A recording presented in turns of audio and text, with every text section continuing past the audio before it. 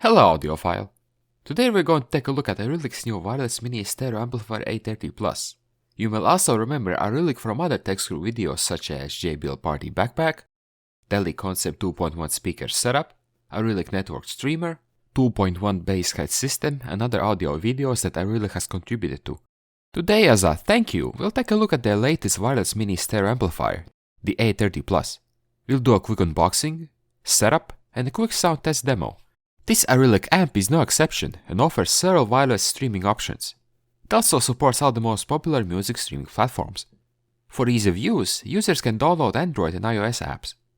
This amp costs on average between $140 to $160. What then do we get for this money? Certainly a manual, which may even be useful initially to configure the equipment. Also included are an external power supply, a power cable for it, 2 antennas for Bluetooth and Wi-Fi connection, small screwdriver, and speaker wire terminal. There is also an aux cable if you don't want to use wireless connections, a remote control to make the amplifier easier to use, but unfortunately batteries are not included, and the amplifier itself. It's so small it looks like TV decoder, but it actually has built-in wireless network streamer and stereo amplifier, all in such small format. That should be all you'll find in the box, except that it's a pity that there are no batteries included.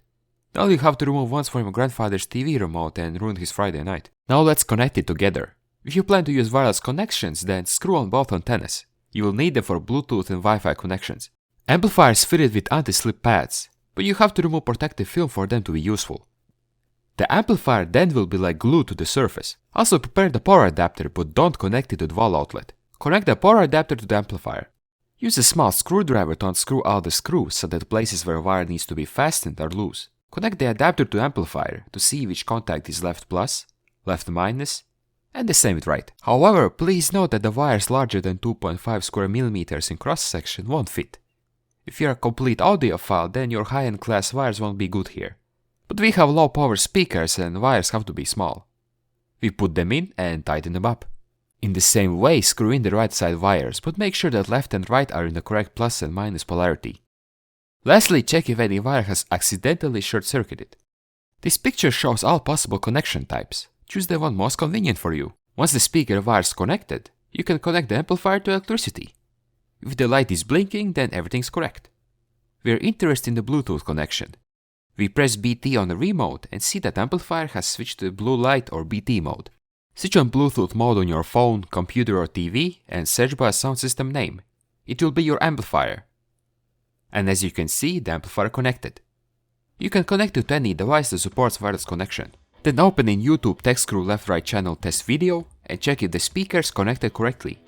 If everything's okay, then you can start using your Arylic amplifier and enjoy the music. This amplifier can also be used in home Wi-Fi network, providing greater control distance and added convenience. Download the ForStream app and connect your device. You can give each Arylic device its own space or even its own name. The app allows you to use most popular streaming services and listen to your own local songs. You can also connect a wired sound source such as your CD player or game console. The remote control also provides all the possibilities so that the amplifier can be used without a phone. Now listen to a little sound demo and then let us tell you your first impressions and quick review.